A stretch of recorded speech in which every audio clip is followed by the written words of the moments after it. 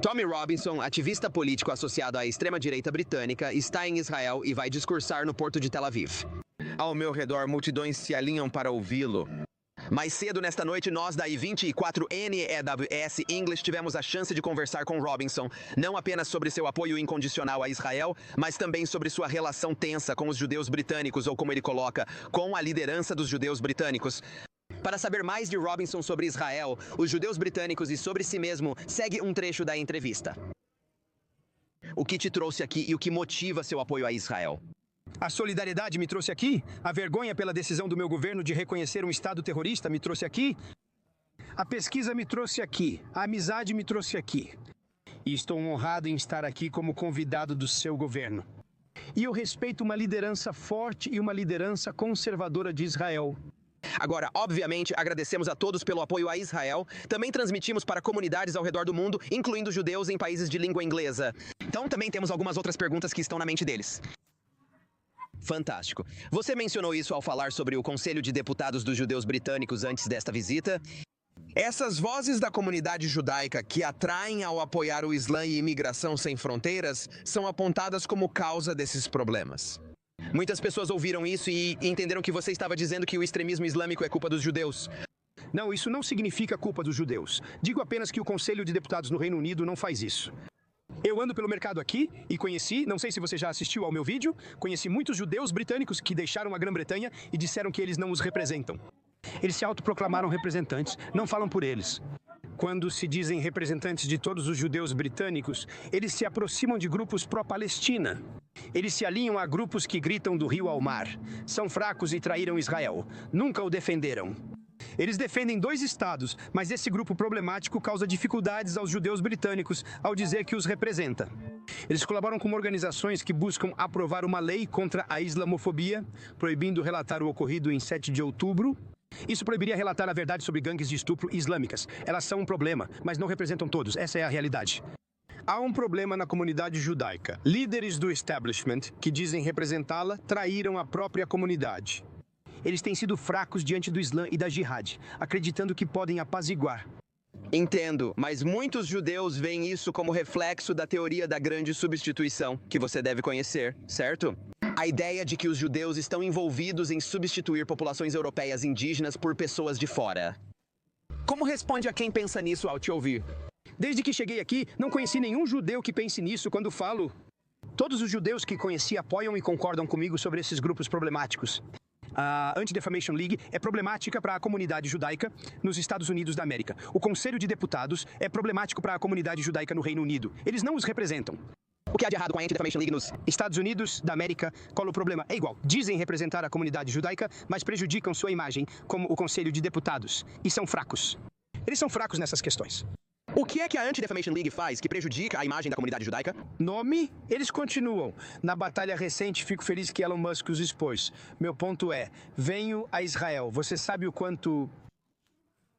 Recebo ataques justamente pelo ponto que você citou. Não acredito que os judeus estejam inundando a Europa. Não aceito essa ideia. Quando você observa grupos como o Conselho de Deputados, que apoiam a imigração em massa e fronteiras abertas, eles estão. Eles atacam quem fala sobre isso, não pela comunidade judaica, mas pelo establishment. Por isso atacam essas pessoas. Eles não representam a comunidade judaica. Viajei ao sul de Tel Aviv, o que foi muito proveitoso, pois contradiz o argumento etnonacionalista de que judeus estariam inundando a Europa e trazendo problemas. Quando venho ao sul de Tel Aviv, conheço comunidades judaicas que sentem o mesmo que nós e enfrentam problemas com imigração em massa e substituição na cidade. Você citou a teoria da substituição. Vi esse mesmo problema em Tel Aviv, onde judeus são expulsos por sudaneses e eritreus. Também nos dizem no Reino Unido, por uma mídia mentirosa e difamatória, que este é um estado de apartheid. Todos os muçulmanos imigrantes ilegais que conheci aqui adoram o lugar e afirmam não sofrer discriminação. Vim aqui em uma missão de apuração de fatos em 2015. Vim aqui porque não queria falar sobre esses assuntos e ser ignorante sobre eles. Então, quando cheguei aqui, conheci jovens árabes. Fui a Belém, a um campo de refugiados do Fatah. Sou Tommy Robinson. Sou uma das vozes mais ativas contra o Islã na Europa, no mundo. Recebi 12 avisos do governo Osman por risco à minha vida, planos para me matar. 6 muçulmanos estão presos há 30 anos por um ataque terrorista planejado contra mim. Vim aqui e fui a um campo de refugiados do Fatah, arriscando minha vida. Arrisquei minha vida para ouvir das pessoas o que ocorre naquele campo de refugiados.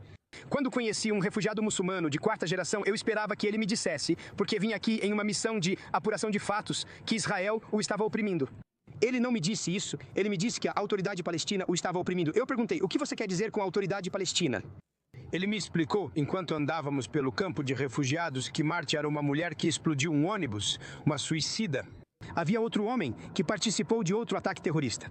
Então essas pessoas, e ele me explicou que essas pessoas são pagas pela autoridade palestina.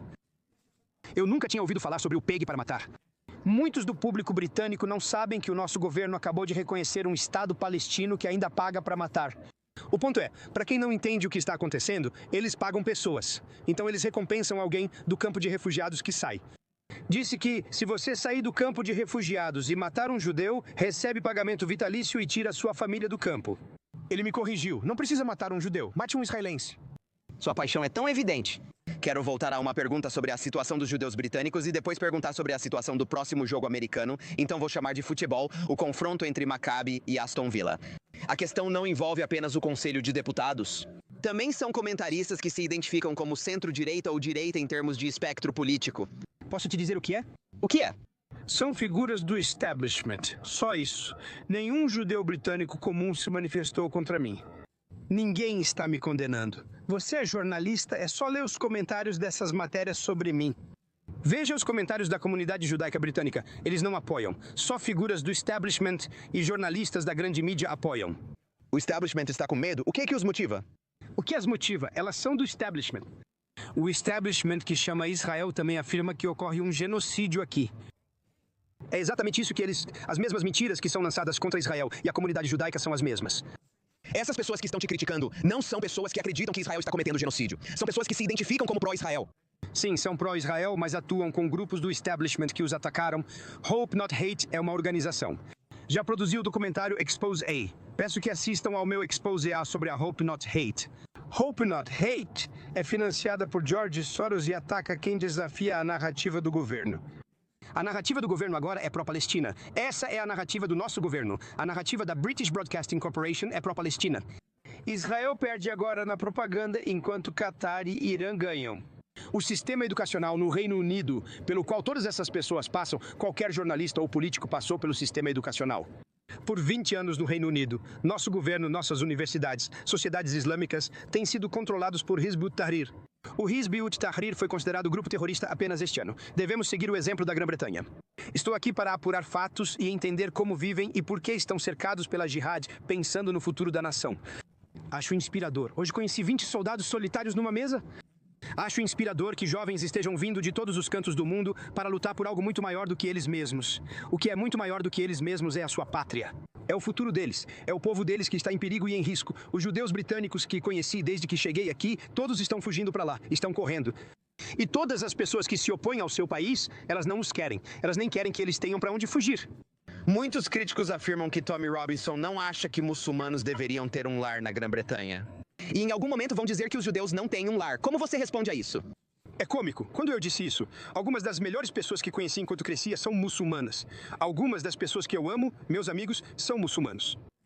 Tenho um problema com 40 mil. Veja o dano causado ao seu país em 7 de outubro por 5 mil jihadistas.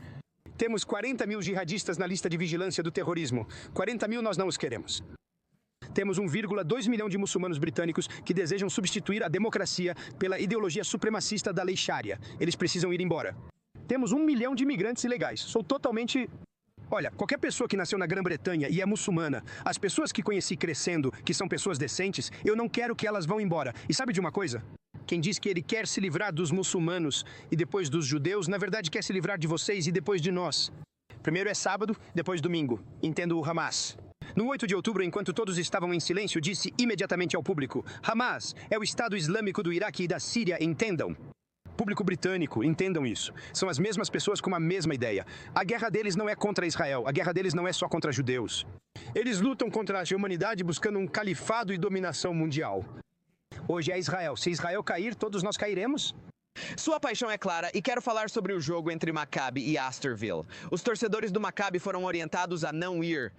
Você postou com a camisa do Maccabi dizendo que vai e está convidando seus apoiadores para irem também. Você está preocupado que as coisas possam sair do controle?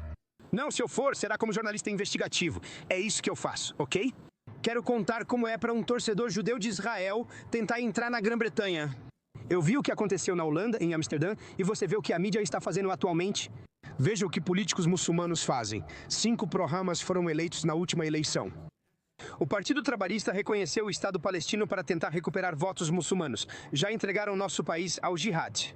Agora, o que eles estão tentando fazer? Eles estão tentando culpar os torcedores de futebol deste país pelos problemas, que na verdade foi um ataque orquestrado e massivamente organizado contra judeus em Amsterdã. Foi um ataque total contra judeus e de alguma forma eles estão fazendo parecer que eles é que são o problema.